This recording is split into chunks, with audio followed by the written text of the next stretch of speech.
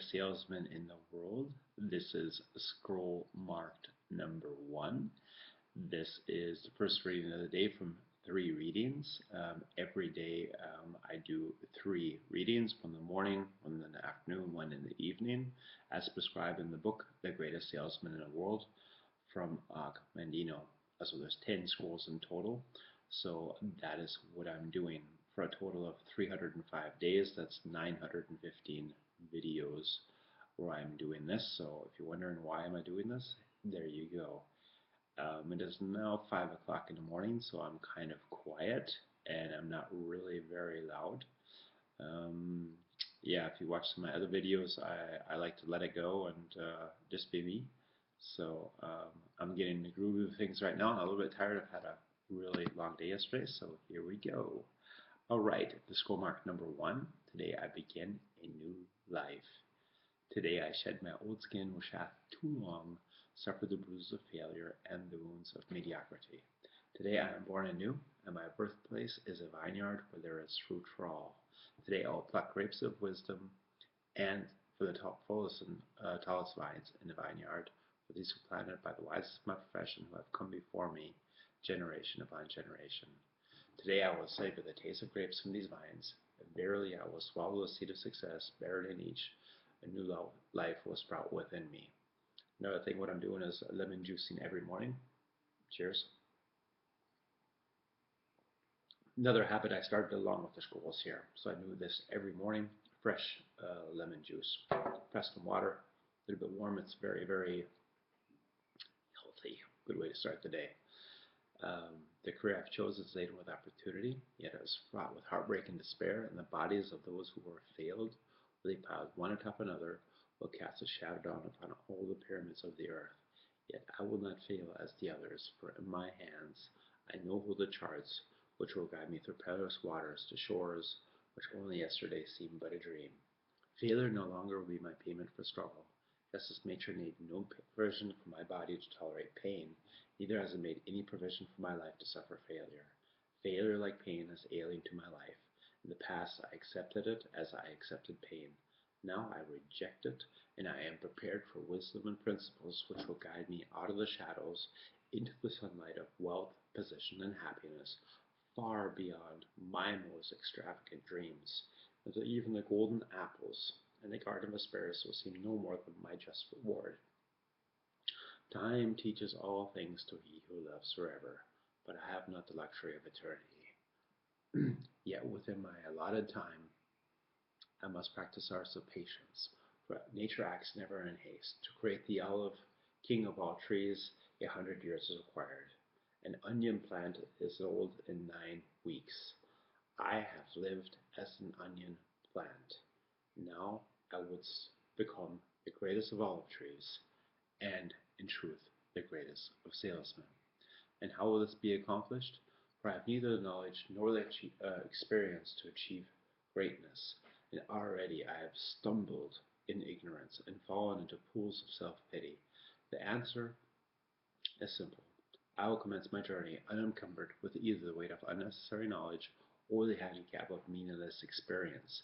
Nature already has supplied me with knowledge and instinct far greater than any beast in the forest. And the value of experience is overrated, usually by old men who nod wisely and speak stupidly. In truth, experience teaches thoroughly, yet her course of instruction devours men's years, so the value of her lessons diminishes with the time necessary to acquire her special wisdom. The end finds it wasted on dead men. Furthermore, experience is comparable to fashion.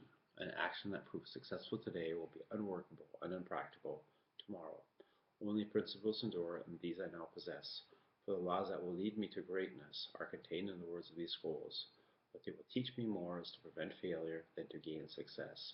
For what is success other than a state of mind? Which two among 1,000 wise men, think about that, would define success in the same words? Yet failure is always described in one way. Failure is man's inability to reach his goals in life, whatever they may be. In truth, the only difference between those who have failed and those who have succeeded lies in the difference of their habits. Good habits are the key to success. Bad habits, their unlocked door to failure. Thus the first law I will obey, which precedes all others is, I will form good habits and become their slave. As a child, I was slave to my impulses. Now I am slave to my habits, as are all grown men. I have surrendered my free will to the years of accumulated habits, and the past deeds of my life have already marked out a path which threatens to imprison my future. My actions are ruled by appetite, passion, prejudice, greed, love, fear, environment, habit, and the worst of these tyrants is habit. Therefore, if I must be a slave to habit, let me be a slave to good habits. My bad habits must be destroyed, and new furrows prepared for good seed. I will form good habits and become their slave. And how will I accomplish this difficult feat? Through these schools will be done, where each school contains the principles which will drive a bad habit from my life and replace it with one which will bring me closer to success. For it is another of nature's laws that only a habit can subdue another habit. So, in order for these written words to perform their chosen task, I must discipline myself, like right now, doing these videos every day with the first of my new habits, which is as follows. I will read each scroll for 30 days in this prescribed manner before I proceed to the next scroll. First, I'll read the words in silence when I arise. Then I'll read the words in silence after I've partaken of my midday meal. Last, I'll read the words again just before I retire at day's end.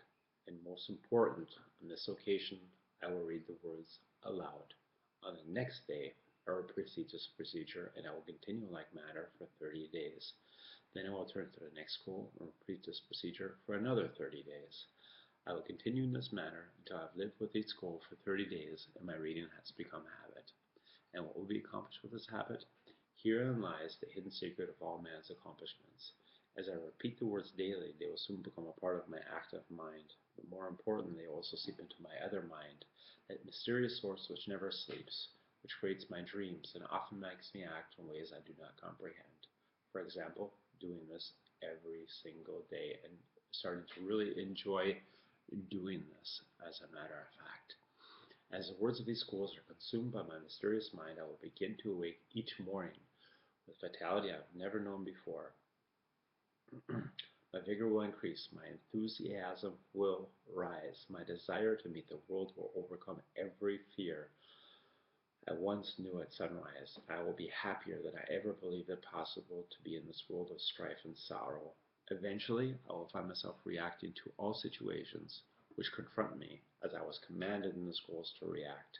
And soon these actions and reactions will be easy to perform, for any act with practice becomes easy. Thus a new and good habit is born. When an act becomes easy through constant repetition, it becomes a pleasure to perform, and if it is a pleasure to perform, it is man's nature to perform it often. When I perform it often, it becomes a habit, and I become its slave, and since this is a good habit, this is my will. Today I begin a new life, and I make a solemn oath to myself that nothing will retard my new life's growth.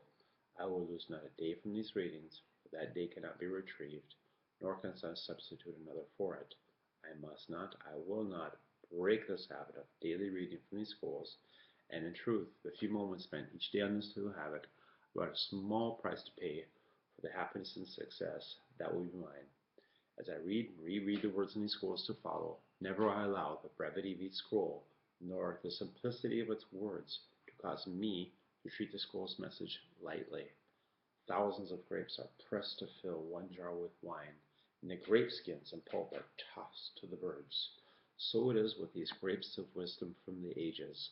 Much has been filtered and tossed to the wind. Only the pure truth lies distilled in the words to come. I will drink as instructed, and spill not one drop, and the seed of success I will swallow. Today my old skin has become as dust. I will walk tall among men, and they will know me not. For today I'm a new man with a new life. Thank you very much for watching this. If you watched this so far, I would appreciate a little bit of love back. Give me a comment in the bottom, how you feel about it, what you're doing, how you feel about the scrolls. Um, this course has helped me in the past immensely. Um, and I talked a lot about that in my intro video to this greatest salesman in the world. So thank you very much for watching. All the best, and see you. Bye bye.